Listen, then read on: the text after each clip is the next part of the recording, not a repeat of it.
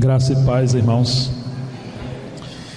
Antes de abrir a palavra, eu quero trazer a saudação da minha esposa, Miriam, minhas 3 filhas, caçula está com 22, tem a do meio de 24 e uma de 25, uma escadinha lá em casa, e os irmãos onde também congregamos em Montemor, estão orando por esse tempo de comunhão, e irmãos em vários lugares no Brasil que estão mais próximos na comunhão, também estão orando e enviam saudações a todos vocês. Para mim é um privilégio muito grande que o Senhor me concede, um privilégio imerecido de poder estar aqui servindo, tendo comunhão e conhecendo Cristo em vocês. Estar com a igreja, com os santos é algo muito grande, é um privilégio muito grande, né? Vermos a graça do Senhor e ter esse discernimento de que de fato não é algo da terra, é uma comunidade dos céus, uma colônia dos céus que está peregrinando na terra, mas nós não somos daqui, é uma comunidade celestial. Então tenho orado que o Senhor me dê graça para que possamos conhecê-lo, possamos realmente discernir o Senhor. Vamos abrir no Evangelho de João, o capítulo 15. Inicialmente, esse vai ser o nosso texto básico que nós vamos considerar diante do Senhor. Evangelho de João, capítulo 15, que nos diz assim: Eu sou a videira verdadeira e meu Pai é o agricultor. Todo ramo que estando em mim não der fruto, Ele o corta, e todo ramo que dá fruto, limpa, para que produza mais fruto ainda. Vós já estáis limpos pela palavra que vos tenho falado. Permanecei em mim, e eu permanecerei em vós. Como não pode o ramo produzir fruto de si mesmo, se não permanecer na videira, assim nem vós o podeis dar, se não permanecerdes em mim. Eu sou a videira, vós os ramos. Quem permanece em mim e eu nele, esse dá muito fruto, porque sem mim nada podeis fazer. E se alguém não permanecer em mim, será lançado fora à semelhança do ramo, e secará, e o apanham, lançam no fogo, e o queimam. Se permanecerdes em mim, e as minhas palavras permanecerdes em vós, pedireis o que quiserdes e vos será feito. Nisto é glorificado meu Pai, em que deis muito fruto, e assim vos tornareis meus discípulos. Como o Pai me amou, também eu vos amei, permanecei no meu amor. Se guardardes os meus mandamentos, permanecereis no meu amor, assim como também eu tenho guardado os mandamentos de meu Pai, e no seu amor permaneço. Tenho-vos dito estas coisas para que o meu gozo esteja em vós, e o vosso gozo seja completo. Até aqui. Nós sabemos que quem escreveu esse evangelho foi João. Ainda que João omite o seu nome, ele se diz ou se reporta como o discípulo amado, aquele que reclinava ao peito do nosso Senhor. E João escreveu especialmente as últimas cartas, os últimos livros do Novo Testamento. Ele foi aquele que foi o último entre os 12 a morrer. Quando o Senhor chamou os seus discípulos, Ele chamou 3 em especial: Pedro, Tiago e João. Quando Ele chamou Pedro, Ele estava lançando redes.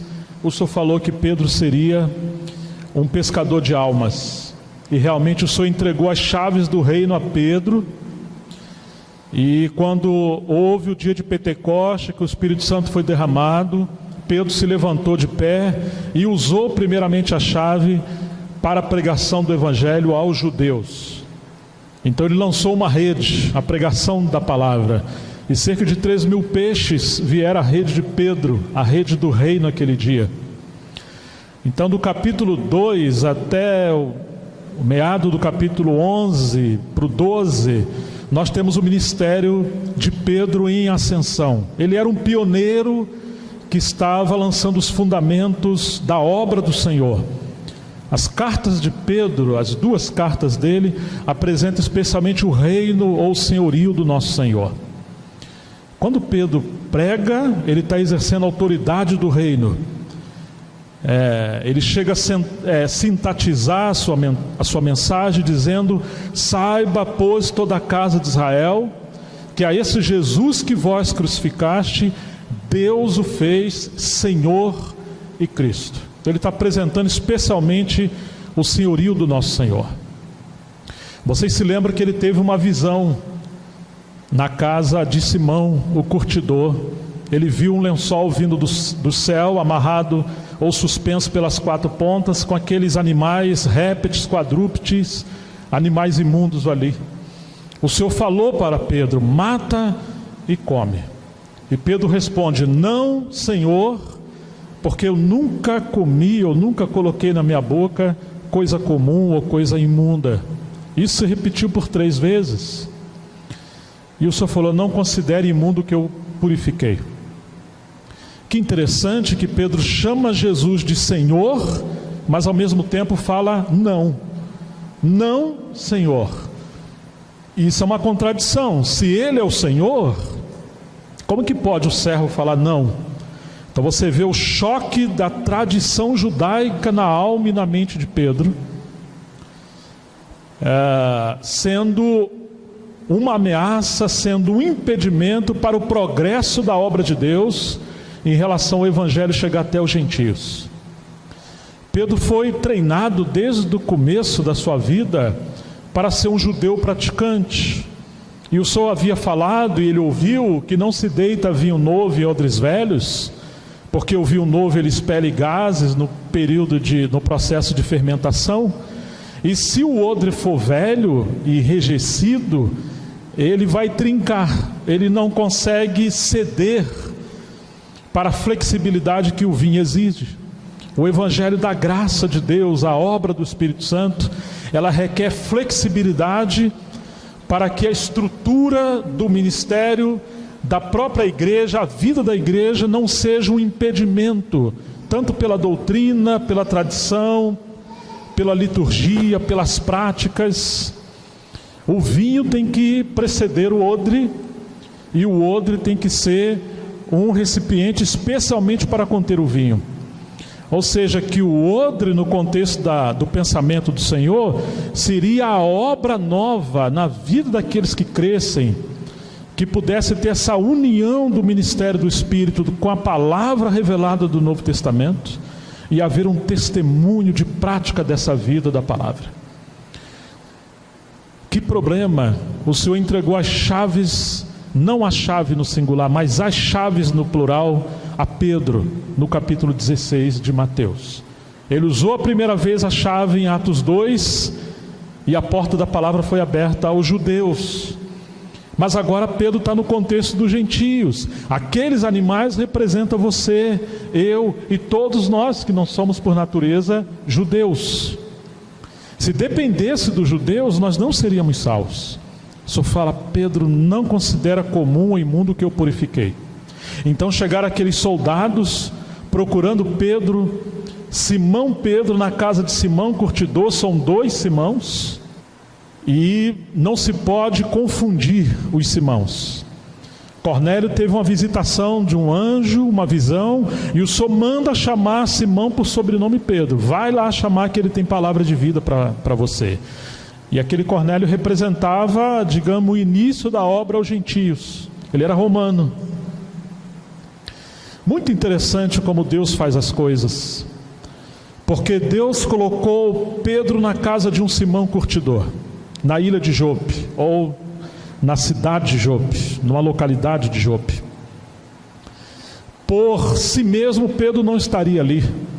O Senhor já havia falado: vocês permaneçam em Jerusalém, até do alto ser revestido de poder. Vocês vão ser minhas testemunhas, tanto em Jerusalém, como Judéia, Samaria e até aos confins da terra. Mas eles não foram. Eles queriam ficar em Jerusalém. Então Deus permitiu uma grande perseguição através de Saulo. Saulo representava a oposição do judaísmo como religião, confirmado ou apoiado pelo Império Romano. E agora muitos foram espalhados por todos aqueles lugares ao redor de Jerusalém. Isso está em Atos 8 e 9. Saulo perseguia os irmãos. Foi quando o Senhor se revela a Saulo no capítulo 9. E Pedro chega nessa região e agora chegou em Jope. Mas você percebeu que o Senhor permitiu uma grande perseguição para que eles pudessem seguir adiante para cumprir a ordem do Senhor? E muitas das vezes conosco é assim. Se deixar, nós vamos querer ficar estacionados numa zona de conforto, onde nós conseguimos controlar as coisas e teremos uma certa resistência natural a tudo que é novidade, a tudo que é, digamos, incontrolável com as nossas mãos, a tudo que nos provoca mudança. Nós não gostamos de mudança, nós queremos ficar na nossa zona de conforto. E o Senhor derramou eles, espalhou eles. Aquela profissão desse Simão curtidor, para muitos era uma profissão imunda. Ele trabalhava com animais, com peles de animais. Tinha que ficar perto das águas do mar, porque o cheiro era insuportável. E o vento tinha que levar o cheiro. Quando pegava aquelas peles de animais recentemente mortos, tinha que virar ela pelo avesso, era um cheiro de carniça. E limpar o resíduo de carne, lavar várias vezes. Depois tinha que colocar essa pele debaixo do calor do fogo para curtir, para ela ficar flácida. E Pedro está vendo esse processo, como se o Senhor dissesse para Pedro: vou te levar para lugares que você não quer ir. E todo aquele que será usado pelo Senhor irá para lugares que você não quer ir. O Senhor tirou Abraão da sua zona de conforto e foi peregrinando que ele conheceu o Deus da glória de maneira mais intensa. Foi quando Jacó estava peregrinando que ele conheceu de forma mais intensa o Senhor e inclusive lutou com Deus. Foi quando Moisés estava peregrinando que o Senhor se revelou a ele no deserto. Foi quando Elias estava peregrinando que o Senhor se revelou a ele. E você vai ver muitas vezes, inclusive as estações do povo de Israel, ali no deserto, quando eles estão peregrinando, o Senhor está se revelando de maneira mais intensa. Foi quando Paulo está no caminho que o Senhor se revelou a ele. Foi quando o povo está sendo espalhado que eles conheceram o Senhor e passaram a pregar de forma mais veemente o Evangelho e não ter fixação nos apóstolos.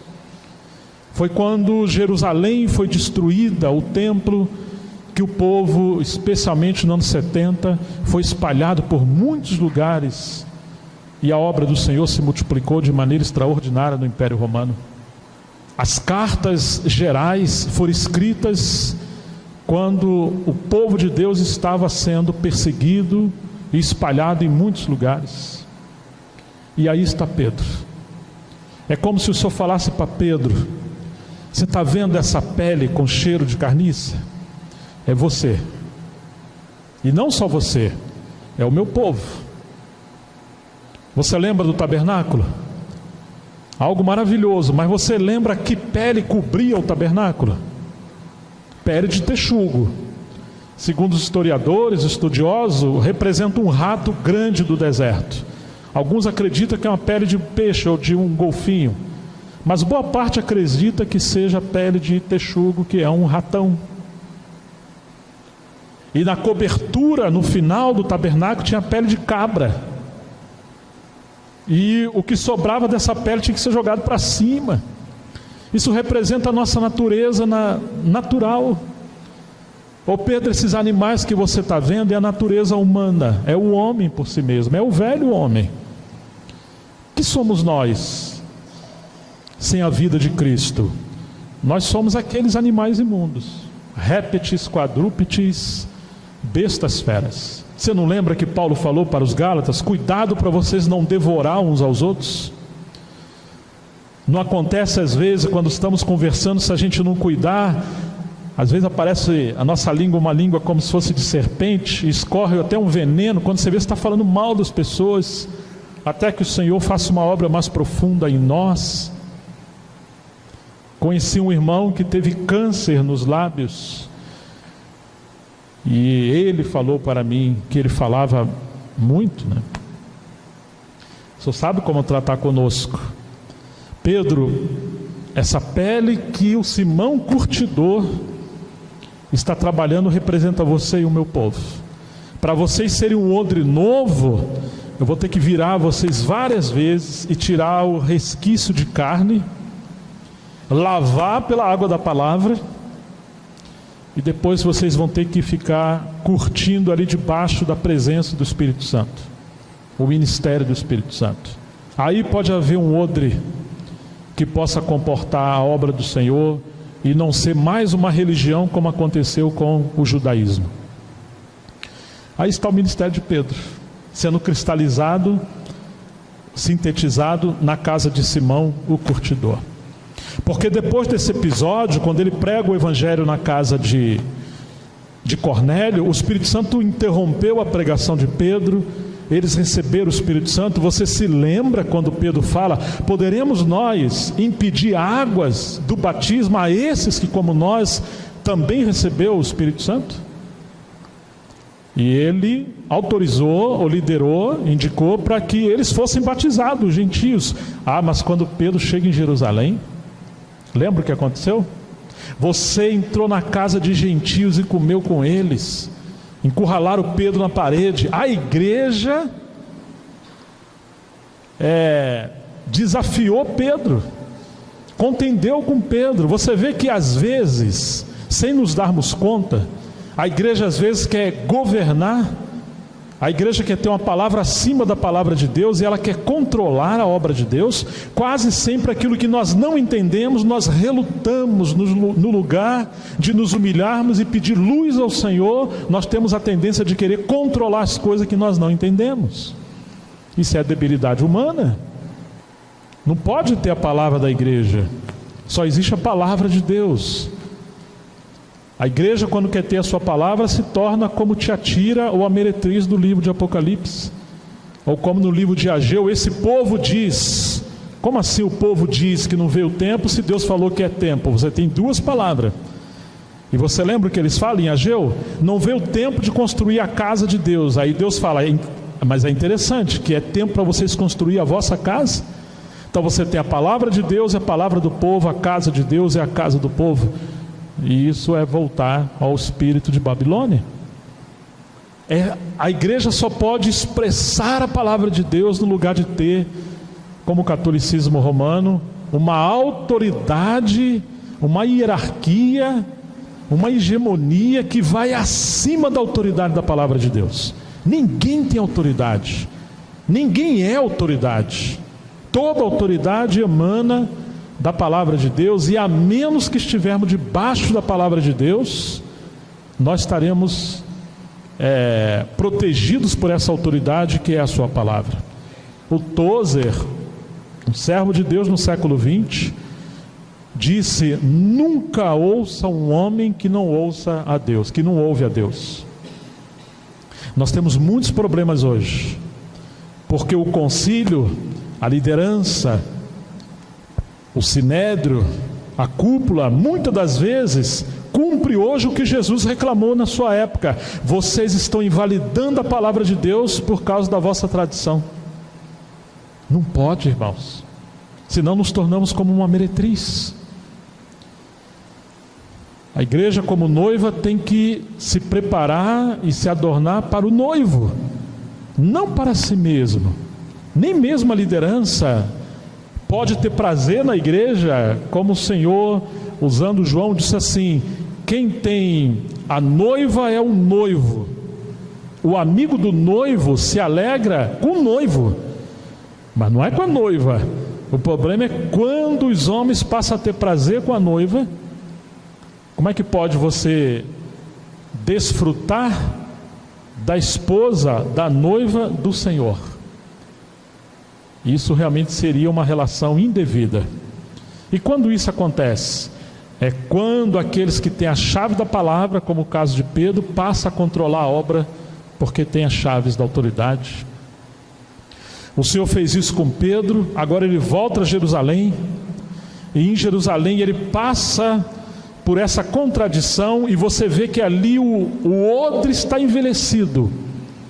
Digamos que seria o estilo de vida de igreja em Jerusalém, era misturado com o judaísmo. Havia uma mistura, um sincretismo entre o judaísmo e o cristianismo. Até aquele tempo era possível alguém ser cristão e praticar o judaísmo. Alguns estavam na reunião da igreja, mas também estavam no templo. Alguns ouviam os apóstolos, mas também seguiam a lei de Moisés. Alguns eram discípulos de Cristo, mas ainda eram discípulos de Moisés.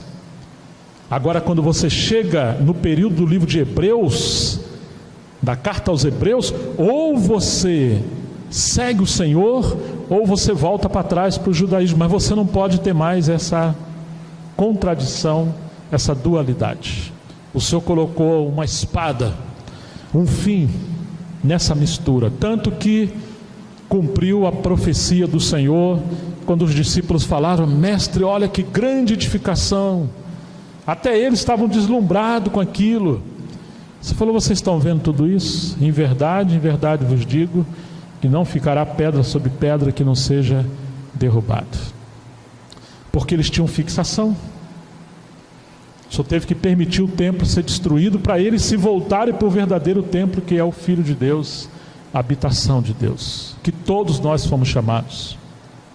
Agora, irmãos, depois desse período de Pedro, você vai ver que o capítulo 13 em diante segue pelo ministério de Paulo. O ofício de Pedro era lançar as redes, e o seu ministério é sintetizado por aquele lençol. Não tem forma. Às vezes eu uso essa ilustração. As pessoas mais pobres, quando vão fazer mudança, começam a fazer tudo dobradinho, bonitinho, dentro da caixa, mas chega uma hora que, normalmente o pobre muda à noite mesmo, né? A gente abre um lençol, uma coxa, uma coberta, joga tudo ali, se amarra pelas quatro pontas, vira uma trouxa, sem forma. Aí você joga dentro do caminhão. Eu falo porque eu tenho experiência nessa área, né? Já mudei bastante. E assim era o ministério de Pedro. Não tem forma, é uma trouxa. Agora Paulo não. Qual era o ofício de Paulo? Fazer tenda. É como se o Espírito Santo entregasse esse lençol de Pedro, sem forma, cheio desses quadrúpedes, répteis, para Paulo. Agora Paulo vai ter que edificar uma tenda que representa o corpo de Cristo.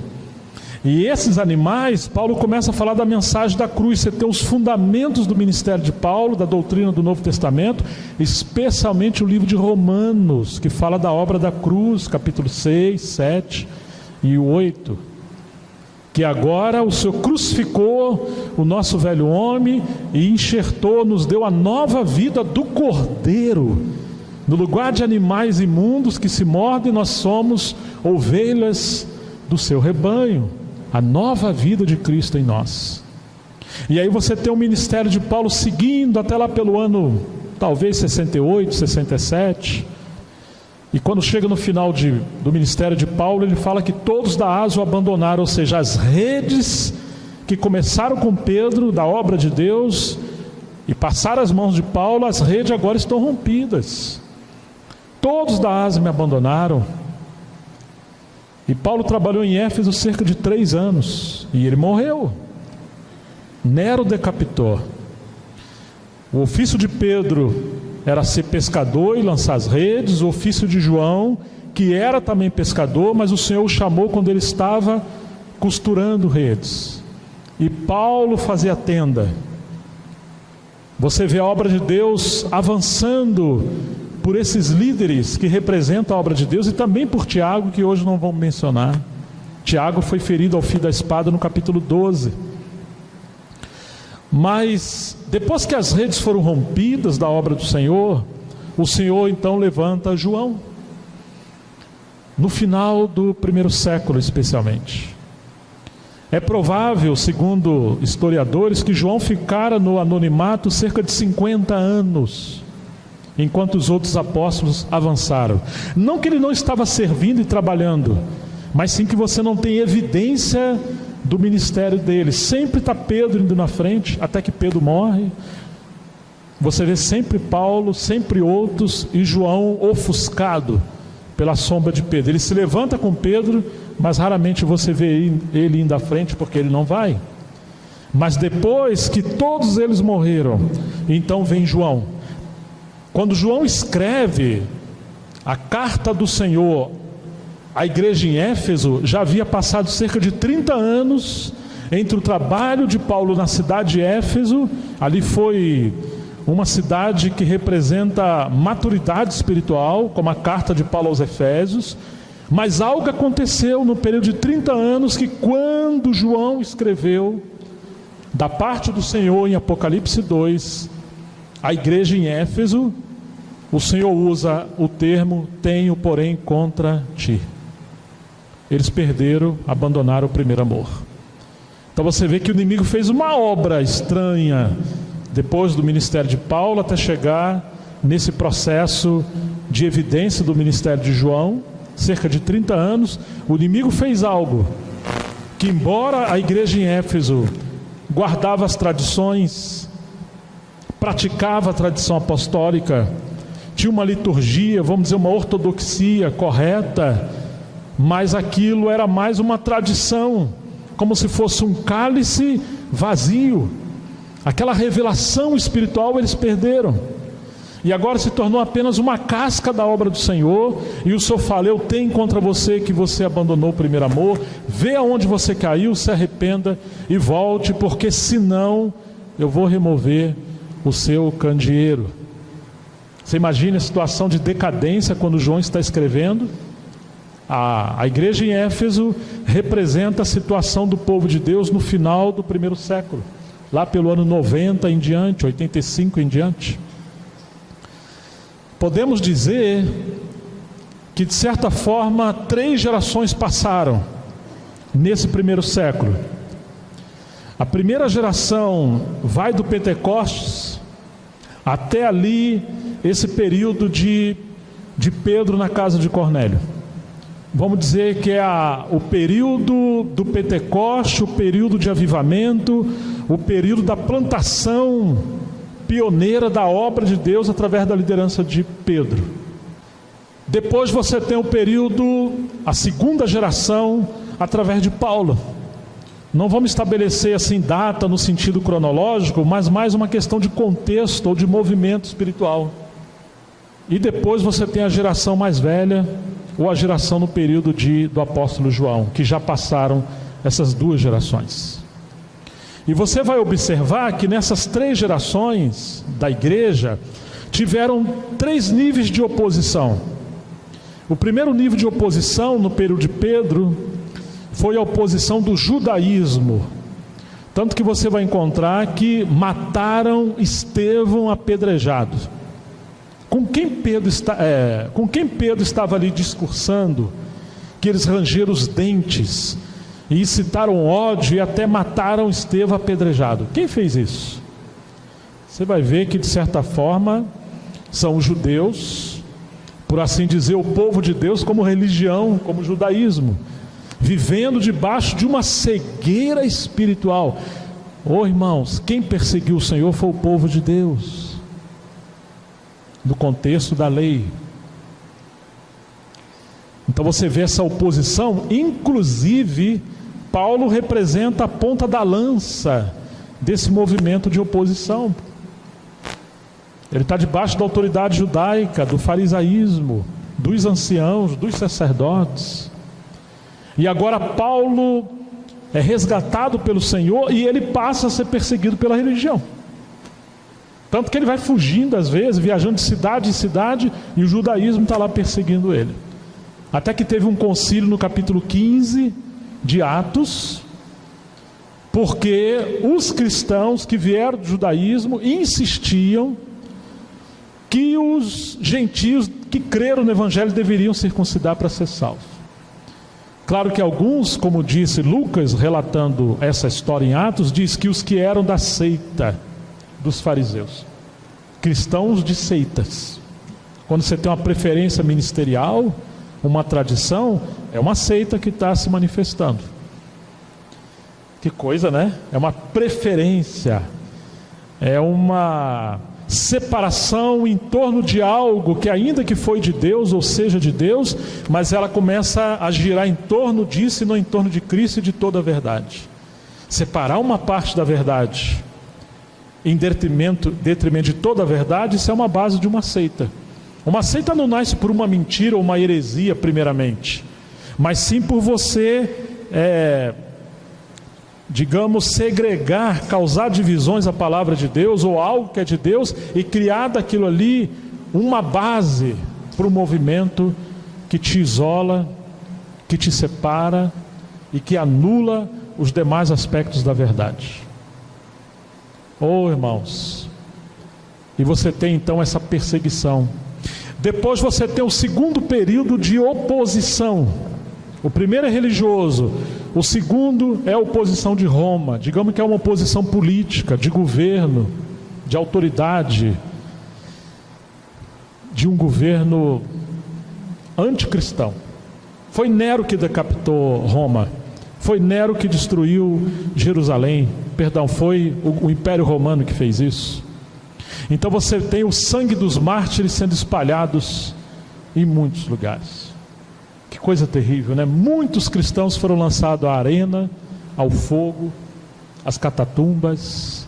Nós temos uma perseguição hostil terrível aos cristãos nesse período. A história mostra que Nero uma vez incendiou Roma. Ele era louco. Eram cerca de 14 bairros. 4 praticamente não pegaram fogo. E essa estratégia política de Nero deu errado. E ele tinha que achar um bode expiatório.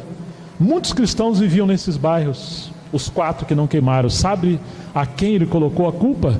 Aos cristãos. E o que aconteceu? Houve uma matança terrível aos cristãos. Muitos cristãos foram pendurados à estaca, ao fogo. As lâmpadas dos postes de Roma eram os cristãos sendo queimados no óleo. E aquilo eram tochas humanas. Era a maneira de Roma intimidar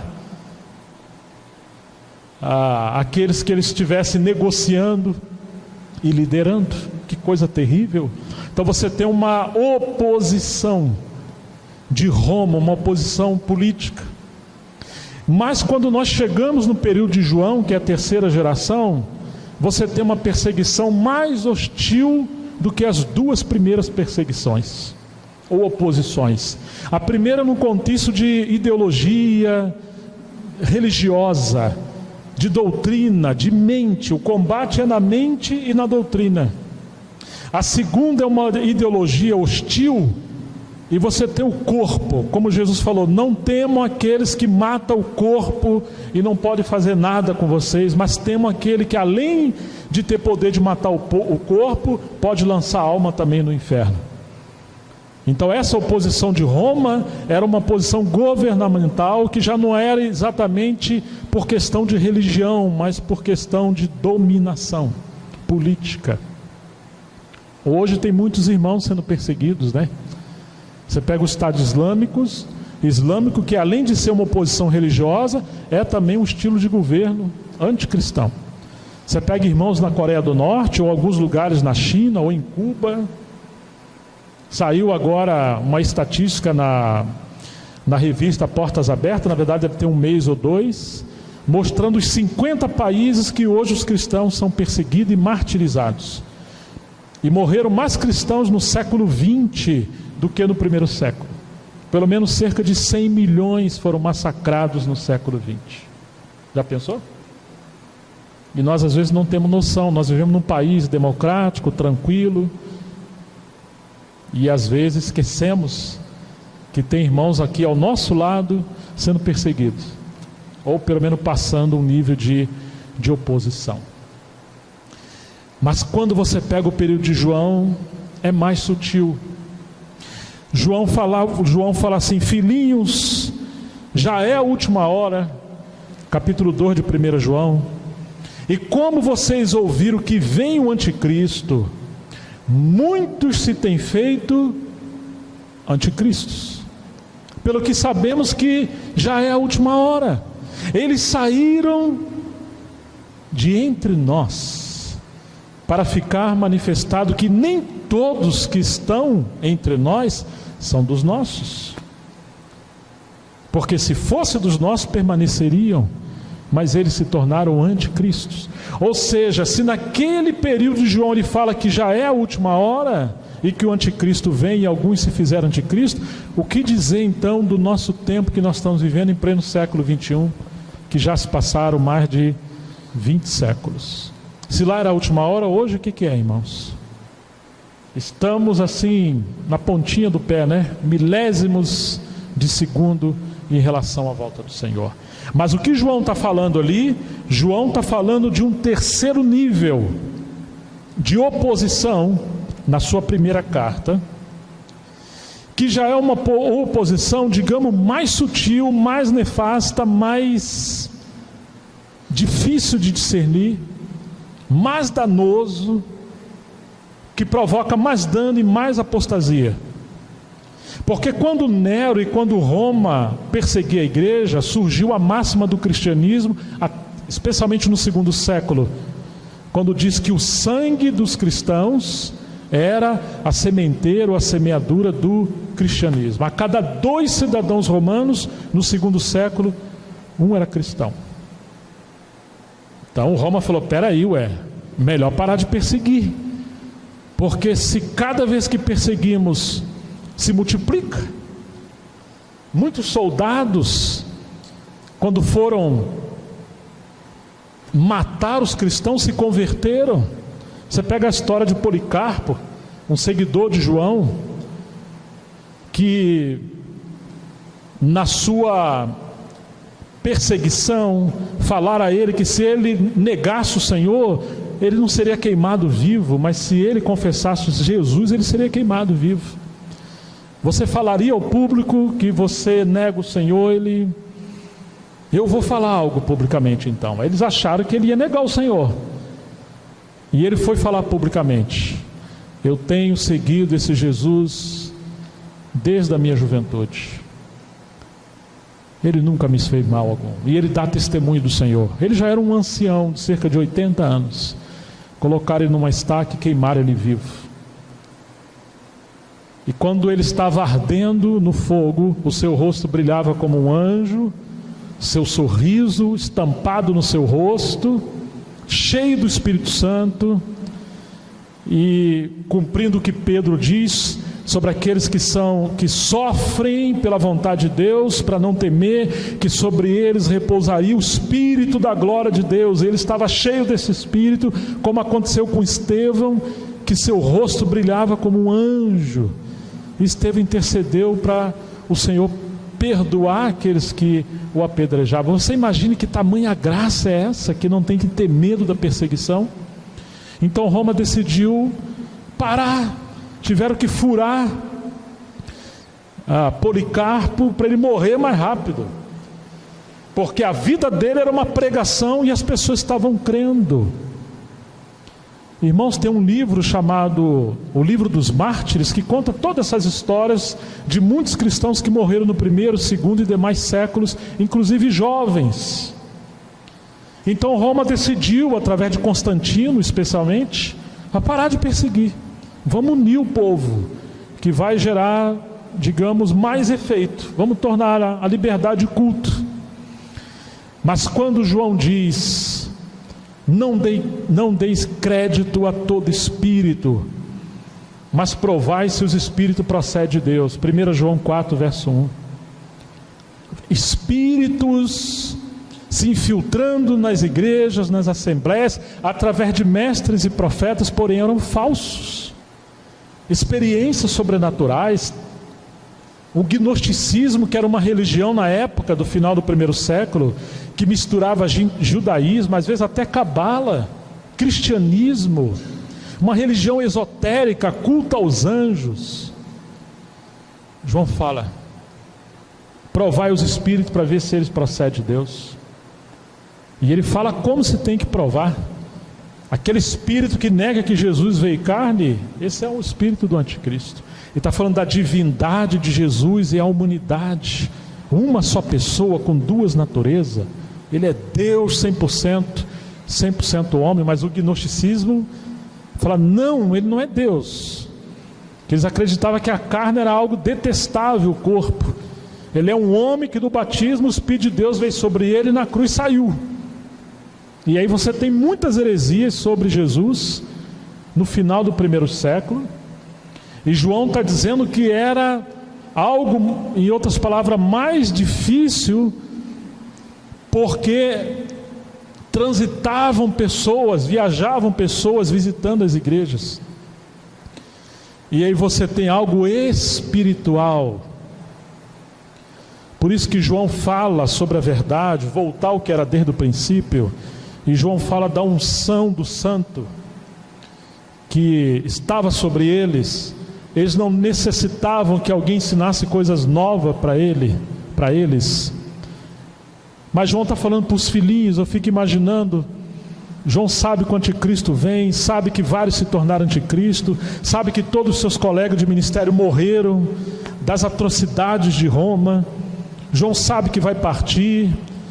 Ele é o último dos 12, e agora ele está com 90, 95 anos. Quais são as últimas palavras que um pai, um ancião, deveria falar para os seus filhos se ele fosse partir? Para perseverar na verdade, seguir no Senhor, manter o testemunho até que o Senhor volte. E isso que você vai encontrar o Evangelho de João, as 3 cartas de João e o Apocalipse. Os conselhos de João para o tempo do fim, João costurando as redes que se romperam no final, ou pelo menos no terceiro período para o final do final do primeiro século. Além de uma perseguição religiosa, além de uma perseguição política, agora você tem uma oposição terrível espiritual, de espíritos enganadores usando mestres falsos. Que coisa terrível, não é, irmãos? Parece que a degradação foi só aumentando. Então, quando você encontrar João, você se lembre que João está no final da vida dele, e você se lembre que João está sendo usado para costurar as redes da obra do Senhor e manter o testemunho da verdade, da doutrina. E que essas palavras de João representam, digamos, a parte fundamental que nós precisamos reter no final dos tempos, porque nós estamos no final do tempo. Seria como dizer que a obra de Deus é como um tabernáculo, que você tem o átrio exterior, o lugar santo e o santíssimo. Quando você pega o Senhor no Evangelho de Marcos, parece que ele está no exterior, lidando com pessoas, expulsando demônio, curando, mas você tem muito barulho do lado de fora, e também no livro de Lucas. Quando você pega Mateus, parece que ele está no lugar santo, porque ali ele está em Jerusalém, sendo confrontado com a tradição judaica, muita relação com o templo. Na verdade, ele é representado em Mateus como o rei, o rosto de leão naquelas visões dos 4 seres viventes em Apocalipse. Mas quando você pega João, ele, representado aos 4 rostos de Apocalipse e Ezequiel, ele vem com o rosto de águia. João não está escrevendo aos gentios como Lucas escreveu, e nem aos romanos como Marcos escreveu e estendeu o seu ministério, nem aos judeus como Mateus escreveu. João está escrevendo aos filhos de Deus no final do primeiro século. E João está revelando Jesus como o verbo que veio dos céus. E ele agora começa o seu evangelho falando daquele que era do princípio, e também começa o Apocalipse falando do princípio. A mensagem de João para o final dos tempos é um chamado para o retorno, aquele que é desde o princípio, a verdade que é desde o princípio. É uma restauração, abandonando as inovações para reter somente aquilo que Deus ordenou que fosse retido. É uma limpeza pelo ministério da palavra. Que coisa extraordinária isso.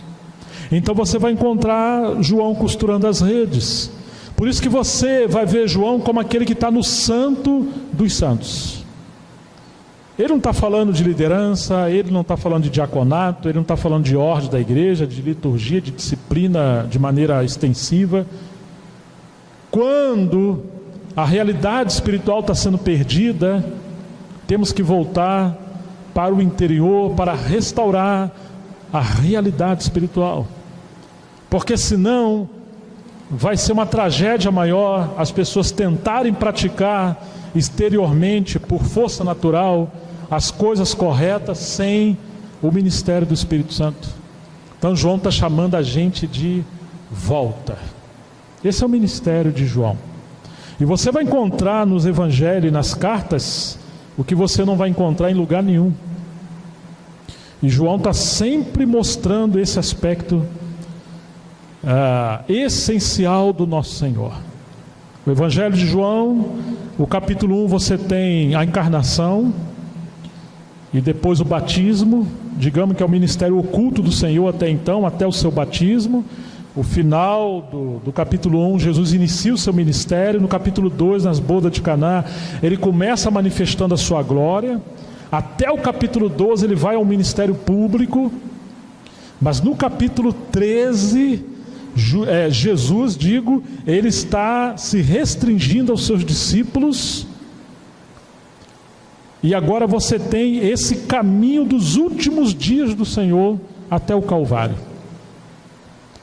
Quando nós chegamos ao capítulo 13, 14, 15, 16, 17, a intercessão do Senhor no capítulo 17, Jesus está de uma forma íntima com os seus discípulos, e ele está agora descortinando os segredos do seu coração. Ele não está como no ato exterior pregando a qualquer um, expulsando demônio, curando. Ele não está também em Jerusalém discutindo, fazendo apologia à verdade. Não está confrontando os líderes de Jerusalém. Ele está no santo dos santos com seus discípulos, e João está reclinado ao peito do nosso Senhor.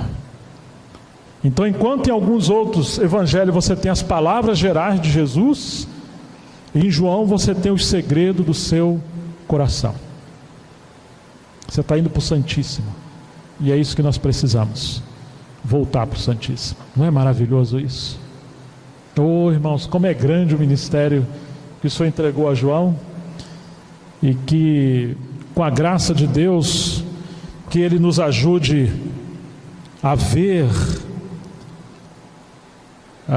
os conselhos de João, os conselhos do Espírito Santo para o final dos tempos. E como a igreja, ainda que tenha oposição religiosa, ainda que haja oposição política, ideológica, e ainda que haja hoje muito mais ainda esse misticismo, essa apostasia espiritual que está cada vez mais em ascensão. E muito do povo de Deus na cristandade hoje está submergida numa apostasia terrível. O que foi o judaísmo apostatado no período de Jesus e dos apóstolos é o cristianismo hoje. Na transição é o povo de Deus, mas o povo de Deus debaixo de cegueira de Satanás, pela religião, carecendo da luz de Deus, pela revelação de Jesus Cristo na palavra. E aí vem João manifestando o ministério de Jesus de uma forma única. E esse capítulo 15, que, como vamos ter vários tempos para falar, eu procurei dar essa introdução até um pouco histórica para entender o contexto. Não adianta querer organizar as coisas do lado de fora, quando as redes da obra do Senhor estão rompidas, a doutrina está sendo vituperada, a realidade espiritual está sendo perdida. É como que na primeira geração você tem uma taça cheia de realidade, na segunda geração essa taça está pela metade, na terceira geração ela está vazia. Tem a tradição, mas não tem a realidade espiritual. Por isso que João está chamando a gente de volta. Agora no capítulo 15, João reporta a narrativa do Senhor que não aparece em nenhum outro lugar. Eu sou a videira verdadeira e meu pai é o agricultor. Eu sou. Pelo menos 7 vezes João ressalta que Jesus declarou o eu sou. Aquele eu sou que apareceu a Moisés como sarça ardente. O eu sou do Velho Testamento que os judeus conheciam que era o Deus eterno. Jesus está manifestando que ele é o eu sou do Velho Testamento. João está revelando a divindade do nosso Senhor, que está sendo confrontada pelo gnosticismo. Eu sou. Ele fala no capítulo 6, eu sou o pão vivo que veio do céu. No capítulo 8, eu sou a luz do mundo. Em João 10, ele diz que ele é a porta das ovelhas. Eu sou o bom pastor. Eu sou a ressurreição e a vida. Você tem as 5 declarações do Senhor, e algumas ele repete mais de uma vez. E agora ele diz pela última vez: eu sou a videira verdadeira. Eu sou a verdadeira comida. A comida que você come de manhã ou na sua mesa, ela é uma tipologia. Ela não é a comida verdadeira, ainda que ela é literal, você está comendo, mas a verdadeira comida, que o Senhor colocou a comida na sua mesa apenas para te ilustrar que assim como você se alimenta do pão na sua mesa, você precisa do verdadeiro pão eterno, o pão do céu, é o nosso Senhor. Assim como temos a luz do sol, e quem está no ato exterior, ele vive por essa luz do sol, mas a verdadeira luz, que é o Shekinah de Deus lá no Santo dos Santos, a glória do Deus eterno, você fala: eu sou a verdadeira luz. Que maravilha, irmãos. Eu sou a porta das ovelhas. Eu sou o bom pastor. Eu sou a videira verdadeira. Por que verdadeira? Porque sempre está usando esse termo verdadeiro. Porque tudo era uma tipologia, sombras e figuras daquilo que havia de vir. Ainda que o tabernáculo era literal, era uma tipologia. Irmãos, eu sou. O Velho Testamento, Israel é tipificado por uma videira. Você vai encontrar o Salmo 80 narrando isso, Isaías capítulo 5 falando disso, Jeremias 2, 21 falando disso, Oséias falando disso, Ezequiel falando disso, e no Velho Testamento tem várias citações do Senhor contendendo com Israel, porque era uma videira, mas se tornou uma videira apostatada. Vamos ler apenas uma passagem para não tomarmos tempo. Podemos ir em Isaías, talvez leamos 2 passagens. Isaías capítulo 5, versículo 1. Agora cantarei ao meu amado o cântico do meu amado, a respeito da sua vinha, ou videira. O meu amado teve uma vinha no outeiro fertilíssimo, sachou-a ou cercou-a, limpou-a das pedras e a plantou de vides escolhidas, edificou no meio dela uma torre e também abriu um lagar. Ele esperava que desse uvas boas, mas deu uvas bravas. Agora, pois, ó moradores de Jerusalém e homens de Judá, julgai-vos, peço, entre mim e a minha vinha. Que mais se podia fazer ainda à minha vinha, que eu lhe não tenha feito? Eu fiz todo o bem. E como esperando eu que desse uvas boas, veio a produzir uvas bravas? Agora, pois, vos farei saber o que pretendo fazer à minha vinha. Tirarei a sua sebe, para que a vinha sirva de pasto. Derribarei o seu muro, para que seja pisada. torná-la-ei em deserto, não será podada nem sachada, mas crescerão nela espinheiros e abrolhos. As nuvens darei ordem que não derrame chuva sobre ela, porque a vinha do Senhor dos Exércitos. O que é a vinha do Senhor dos Exércitos? É a casa de Israel, e os homens de Judá são a planta dileta do Senhor. Este desejou que exercessem juízo, e eis aí quebrantamento da lei, justiça, e eis aí clamor. Salmo 80 diz que o Senhor tirou uma vinha, uma videira do Egito e plantou lá na sua terra, mas no lugar de produzir uvas boas, produziram uvas ruins e deram espinhos e abrolhos. Essa é a casa de Israel. Então aquela videira do Velho Testamento que era Israel, eles deveriam ser fiéis. Por que deveriam ser fiéis? Porque eles representavam a verdadeira videira que viria no Novo Testamento, que é o nosso Senhor com o seu povo do Novo Testamento. Então você imagina, o Senhor plantou ela, trabalhou a terra, adubou a terra, cercou, mas ela produziu uvas amargas, ela foi rebelde contra o Senhor. O Senhor está dizendo: esse cerco protetor que eu coloquei, eu vou tirar. Por quê? Porque quanto mais o Senhor protegia Israel, mais hostil, mais rebelde ele se tornava. Então, a proteção que o Senhor traz sobre o seu povo, inclusive sobre nós, não é simplesmente para vivermos uma vida boa. Isso é humanismo. Você querer que o Senhor faça tudo para você viver uma vida boa nessa terra. Não, nós nem sequer somos dessa terra. Deus nos dá família, trabalho, saúde, filhos, a vida espiritual, dinheiro, tudo que Ele nos dá, não é para simplesmente vivermos uma vida boa nessa terra.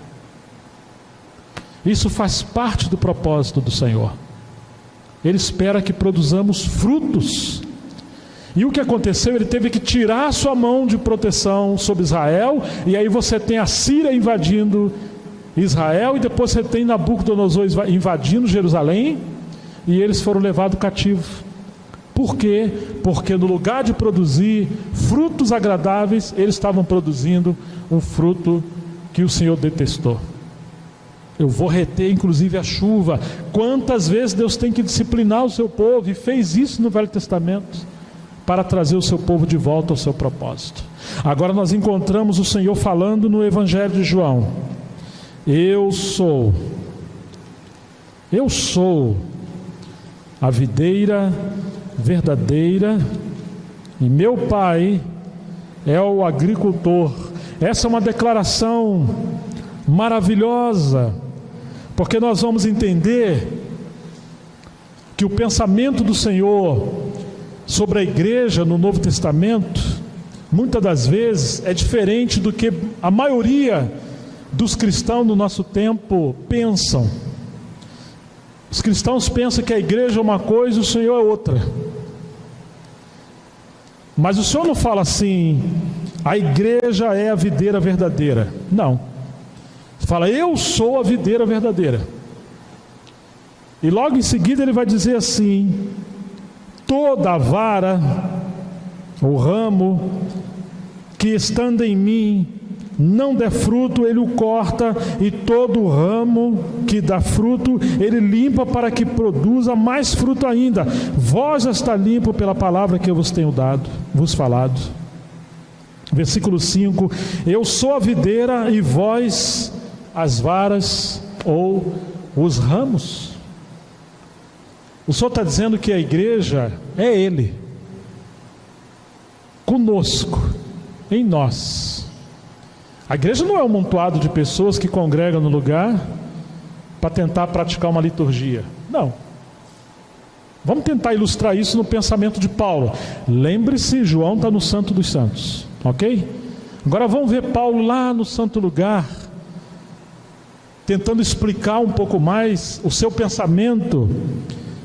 Não que categoricamente ele está falando do capítulo 15 de João, mas de certa forma ele está falando.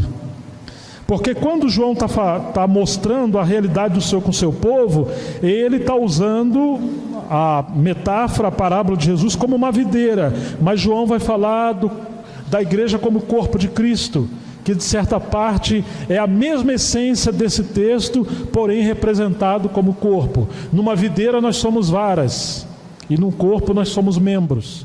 Mas vamos ver em 1 Coríntios capítulo 12, versículo 12, que nos diz assim: porque assim como o corpo é um e tem muitos membros, vou parafrasear, contextualizando com a videira, porque assim como a videira é uma e tem muitas varas, e todos os membros e todas as varas, embora sendo muitos ou muitas, constituem uma só videira, um só corpo, assim também é Cristo, ou assim também com respeito a Cristo.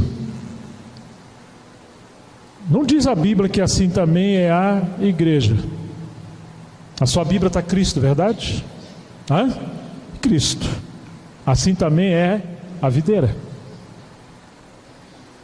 Pois em um só Espírito todos nós somos batizados em um corpo. Quer judeus, quer gregos, quer escravos, quer livres, e a todos nós foi dado beber de um só Espírito. Então você está vendo que João está relatando o Senhor no seu povo, esse Cristo místico, no sentido de que ele agora é um com o seu povo. Nós somos batizados, que a gente pensa que somos batizados para pertencer a essa igreja. Eu acho que os irmãos aqui não chamam mais isso aqui de igreja, né? Talvez minha metáfora aqui, meu exemplo foi muito fraco. Mas você está sendo batizado para ser membro dessa igreja. Não é isso que a Bíblia diz, irmãos. Nós somos batizados para dentro de Cristo. Amém? Amém, irmãos? Fomos batizados, Romanos 6:3, somos sepultados, batizados na sua morte, batizados para dentro de Cristo. É isso que o texto está dizendo. Aquela videira é a igreja, aquela videira é Cristo. Espera aí, é Cristo ou é a igreja? Essa é a questão, irmãos. Grande é este mistério, disse Paulo em Efésios 5:32, mas eu me refiro a Cristo, e a igreja é inseparável. Nós somos batizados, segundo Paulo aqui, para dentro de Cristo. Aquele templo em Jerusalém que foi destruído, Jesus está mostrando, quando ele falou em João 2, que ele ia destruir aquele templo e restaurá-lo ao terceiro dia. Como assim? Mas o templo que ele falava, depois que ele ressuscitou, os discípulos entenderam que ele se referia ao seu próprio corpo. O templo de Deus é Cristo, e nós somos batizados para dentro dele. E agora vem Paulo e fala: vocês não sabem que vocês são o templo do Espírito Santo? Por quê? Porque esse templo, essa habitação, é o próprio Senhor, que nós agora estamos habitando dentro dele. É por isso que quando Saulo está perseguindo a igreja, o Senhor se revela a Saulo no capítulo 9 de Atos. Então ele diz assim: Saulo, Saulo, por que persegue a minha igreja? Ele fala assim?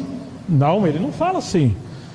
Será que ele fala: Saulo, Saulo, por que persegue os meus filhos, os meus discípulos? Não, ele também não fala assim. O que Paulo fala? O que Jesus fala? Saulo, Saulo, por que me persegue? Ali ele teve uma revelação dupla. Ele viu que aquele defunto que ele acreditava que Jesus era, aquele impostor, na verdade é o Deus glorioso do Velho Testamento, o Eu Sou. Que maravilha, irmãos. E ao mesmo tempo, aquele povo que ele chamava de seita, ele descobriu, assim como Jesus falou: eu sou o caminho, a verdade e a vida. Ele chama aquele povo do caminho. Aquele povo é Cristo na igreja, é a igreja em Cristo, é a casa de Deus, a habitação de Deus, a comunidade do Espírito Santo na terra peregrinando, e não se separa a Cristo da igreja. Eu sou a videira verdadeira. Que maravilha, não, irmãos? Vamos voltar em João para a gente encerrar essa parte hoje. João capítulo 15. Eu sou a videira verdadeira, e meu Pai é o que cuida da videira. Oh, irmãos, precisamos ter fé na palavra de Deus, de que o Senhor está cuidando do seu povo, cuidando de vocês aqui. E apesar da gente ser tão atrapalhado em Montemor, mas Ele está cuidando da gente lá também. Povinho simples, como crianças carecendo da graça e da misericórdia do Senhor, mas Ele cuida. Só que Ele é diferente de nós, porque nós temos um problema, os pais. Sabe por que você é pai, entre outras coisas? Para representar o Pai Celestial. Por isso que você é pai. Efésios 3,14 diz que toda a família, 3,14 em diante, por essa causa me ponho de joelho diante do Pai, de toda a família, de que todos que tomam o nome no céu e na terra. Paulo diz assim: toda a família toma o nome, ou seja, a paternidade vem de Deus. Nós nos tornamos pais para representar o Pai. Mas o problema é que a maneira da gente cuidar dos nossos filhos, se relacionar em casa, às vezes representa a nossa vaidade, o velho homem, a cultura contemporânea, a psicologia contemporânea, não representa a paternidade de Deus. Porque aqui está dizendo: toda vara que estando em mim não der fruto, o que o Senhor faz? Ele disciplina. E toda vara que estando em mim der fruto, o que Ele faz? Ele poda, Ele corta, Ele limpa. Para quê? Para que dê mais fruto ainda. Então, irmãos, se a gente for apenas uma congregação, uma denominação, um povo que tem fins em si mesmo e quer agradar a homens, nós não vamos pregar essa palavra como ela é. Nós vamos aliviar o impacto da cruz, as sentenças do Senhor, não vamos falar contra o pecado, nem de inferno, muito menos da ira de Deus, da volta do Senhor, de mordomia, de nada. Nós vamos falar aquilo que é conveniente para manter o povo assim tranquilo. Isso é uma apostasia. Mas se nós somos varas dessa videira, o Senhor está dizendo que existe disciplina. Porque o propósito dessas varas estarem na videira não é roubar a vida da videira, mas é produzir fruto. É isso que o Senhor espera de nós, que haja frutificação. E essa frutificação é o próprio Senhor que produz, como nós vamos ver nos próximos tempos que estivermos. Mas hoje fica essa consciência: João está no final dos tempos, um tempo de muita oposição, não apenas religiosa e política, mas especialmente espiritual, aonde muitos estavam sendo enganados, cegados por espírito maligno, por mistura, por doutrinas vãs. O povo estava se apostatando. João está chamando o povo de Deus para voltar ao que é desde o princípio. E se vocês querem viver como povo de Deus, não vai poder viver do jeito que vocês querem. Jesus diz que Ele é a videira e nós somos enxertados nele como varas. E agora Ele nos deu essa vida, e a maturidade espiritual vai ser revelada com frutos. E aí nós poderemos ser chamados discípulos do Senhor e Ele ter glória para si mesmo. A maturidade, ela é expressada pela frutificação e não simplesmente por conhecimento. Na verdade, João não fala de maturidade. João está querendo que a maturidade se manifeste a partir da vida produzindo frutos. Isso é maturidade. Irmãos, que o Senhor nos abençoe nesses dias, usa de misericórdia conosco, e graças a Deus, que que não dependemos de nós em nada. É a vida do Senhor que habita em nós, que é essa vida que vence o pecado, vence o mundo, vence o anticristo, vence os falsos profetas, vence a mentira, a depressão, o engano. Irmãos, essa vida que ressuscitou vence tudo. Essa vida está em você, essa vida está em mim, porque Cristo está em nós. Essa vida nos leva a uma vida vitoriosa, que é Ele vivendo em nós. Então começam os frutos a se manifestar. Que o Espírito Santo continue falando conosco. Vamos orar. Pai, em nome de Jesus, o nosso Senhor, nós queremos entregar a Tua palavra nas Tuas mãos e pedir, Senhor, abençoe a Tua palavra, porque o Senhor disse que eles já estavam limpos pela palavra que o Senhor tem falado, e é a Tua palavra que nos limpa. Então limpa-nos, Senhor, renova nossa mente, nosso entendimento, abra os nossos olhos para que sejamos varas que produzam frutos, e o Senhor tem um testemunho glorioso nesse tempo que nós estamos vivendo, em nome de Jesus, para a Tua glória. Amém.